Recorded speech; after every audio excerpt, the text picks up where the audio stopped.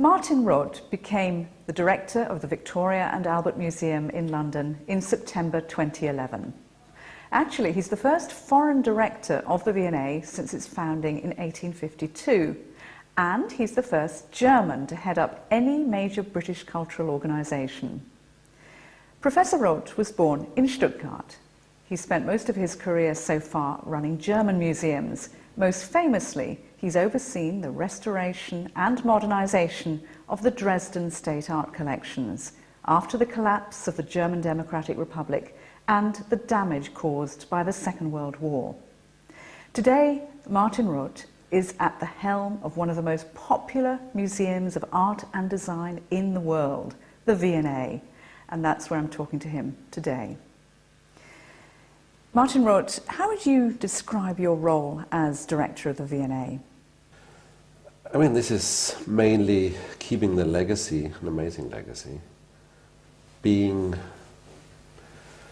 part of that museum for 160 years, which, by the way, for Germany is quite unusual, because whenever you work in a German institution, it's a rather young institution, either built after the war or after reunification. So that's the very first time that I'm in an institution that has a program, a strategy going on for 160 years. Would you describe your role as an art specialist or as a cultural manager? How do you see yourself? It's a bit tricky, honestly. I mean, I don't like this arts manager thing. I never liked it. Because you have to run an institution like the V&A or another museum. If you're just a manager who runs a car company today, a museum tomorrow, and a nuclear power plant the other day, it's a different approach. You have to have, you have to have an amazing knowledge and an experience, and I hope I have it, to run an institution like that. At the same time, what I'm doing in my daily practice is management.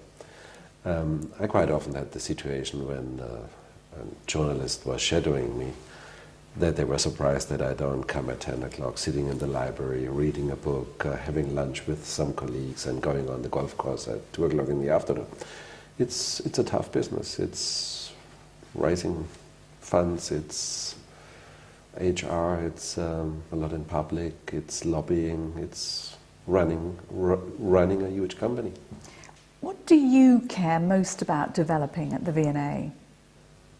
For me, a museum is a very political institution, always been.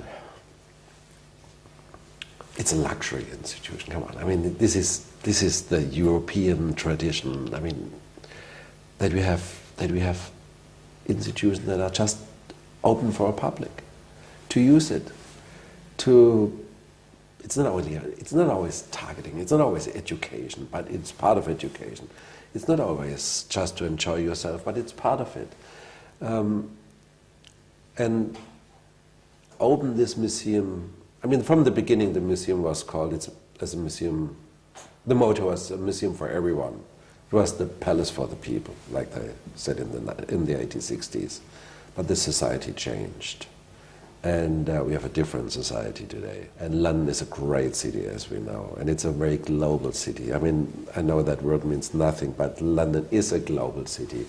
And it works, I think, rather peacefully. It's living in London is a very positive way to see the future. And the V&A is part of it. And to reflect this global history in one of our major cities, mega cities for the world, I think that's one of our most prominent roles for the next years.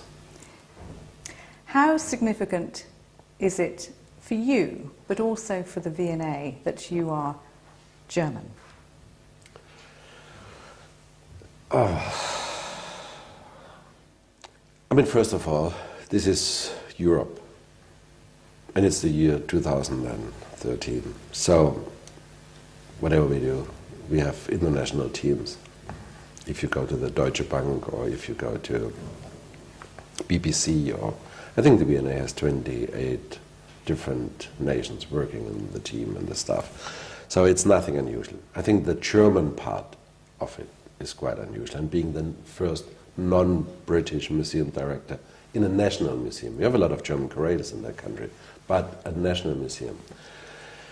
Actually, I think I'm a little bit like a test person. Someone said, but it was just a joke. He said, we just try it once with you. If it's not working, we don't do it again. No, but I think there are different implications, impacts that made it rather unusual. I mean, first of all, that I worked in Dresden for quite a long while, 10 years. I mean, and as we know, part of my job description, part of that what I did was to reconstruct. And we built a lot in Dresden, reconstructed a lot of war damage in the museums. Or talking about looted art, restitution, so it's all related to the war. Coming to London and working in a museum that has still a shrapnel impact, or was heavily bombed, we just don't know it, we don't talk about it. Or, I think it's my generation that has the task to keep a certain kind of awareness, or create a certain kind of awareness, and talk about what happened. So, being here in London, it's both. It's just my experience of running a museum, but at the same time, it's a kind of cultural ambassador, and to try to create bridges. Having said that, I'm a bit surprised that we don't know more about each other today. The funny thing is that we have lost a little bit in the memory. At the same time, we know today more about China, Brazil, and the BRIC states, and whatever. We lost somehow a feeling for that, what's going on in Manchester and Munich and Marseille and whatever. So we have to revitalize both the past, the history, but at the same time the way we work in Europe. Is there a difference between the way you work here and the way you worked in Dresden? Absolutely, yeah. How? I'm a fan after all those years of short decision making, immediate reaction, having things done, and even if there's an error or mistake, then let's go back again and we try again. While we try here in the V&A, we try to be extremely safe, making only decisions if we are sure we can do it, and so on. Do you feel less creative here? No, I don't think so.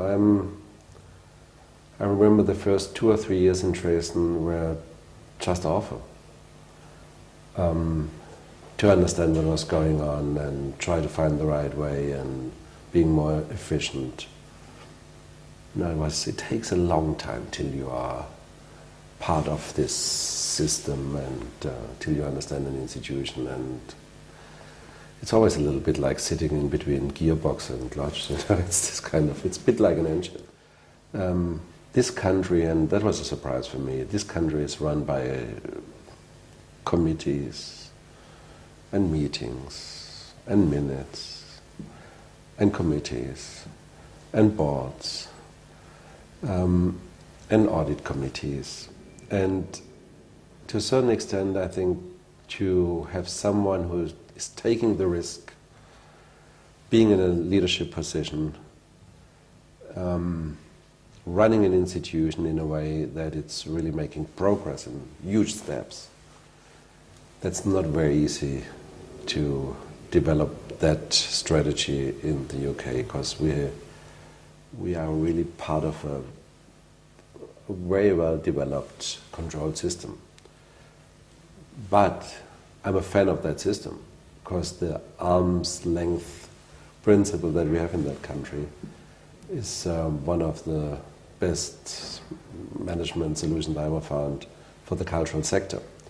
So you know, it's a bit in between both possibilities, but I don't think that we really like the leaders in that country. European cultural institutions are going through a crisis of funding. How are you here at the V&A handling the funding debate? Europe is just in the beginning of a crisis. And it's not only about culture and museums and operas and theatre, it's about the situation in Europe itself. So, whatever happens in the next, I don't know, 10, 15 years, we have to be part of that system. I'm not one of those museums directors who ask for exception and want to do something different. We are part of that system, so we have to go with it. Or in other words, I'm in that business more or less for 25 years. I mean, in this case, business means in a leadership position. I can't remember that I had 1 year without a budget cut. So budget cuts are part of the system. I really miss it if I don't have one. That's not what I mean. But at the same time, there's a kind of a very difficult contradiction, because at the same time, I'm really convinced that culture, the arts, are probably the only frame that keeps Europe in a certain way together. This heritage that we share, the tradition that is our tradition. Can the V&A, can museums survive in this era of austerity? If we say museums, if we use the notion museums, if we talk about the landscape of museums, if we talk about the variety of museums, then I will say no. We have too many museums, definitely. But even it has nothing to do with austerity, it's just too much. There was this amazing boom of museums, and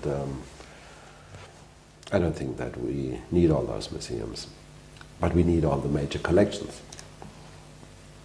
And those major collections, I think they are really here to support our society in really difficult times. So it's our decision in the end what we will do if the budget cuts getting even worse.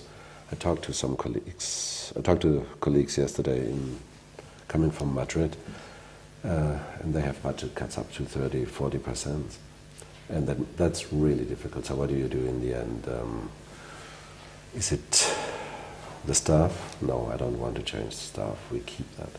Is it the collection? No, I don't want to start to sell objects. Definitely not. Don't even touch that idea.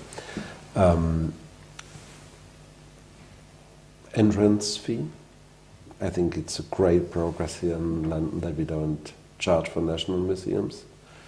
I said once, only over my dead body. I'm not sure if I should have said that. But if we want to be open for everyone in these difficult times, then we shouldn't charge entrance fee. So we have to make a decision in the end. And but up to now, it's still working. So I'm very positive. In 10 years' time, what do you hope to have achieved here in the UK as a German? You know, something that would be really great, sorry for that, but it's if we don't have to debate that question again. If it's just not worth to think about it, if you are German or not German. I mean, I said it so often, but I feel so European being born 10 years after the war, and if we have more of that European identity in a very simple and positive sense, I think that's could be part of it. It has to do with a better understanding, it has to do with languages, it has to do with everything, but it's just ignoring those differences. You were just over 10 years in Dresden. Imagine you're going to be 10 years at the V&A. What is the one thing or the several things that you would like to change or do, your ambition, your goals for yourself, for the V&A, for your role here? I mean, it doesn't sound very exciting, but it's a difficult topic. We are right in the middle of a city that is extremely expensive. Every square inch in here costs a lot of money. How do you organize a museum in the future when you think that a storage facility has to be right in the middle of the city? Because it's important for the collection, it's important for the visitor, it's important for research, it's part of this social system in here, while everyone tells you, no, you have to move out 40 miles to run that outside of London. How to run a museum not as a window shopping, cultural window shopping institution in such a city like London? I think it's not very exciting, but if it's still a museum in 10 years, and not a commercial cultural institution, then I did a great job.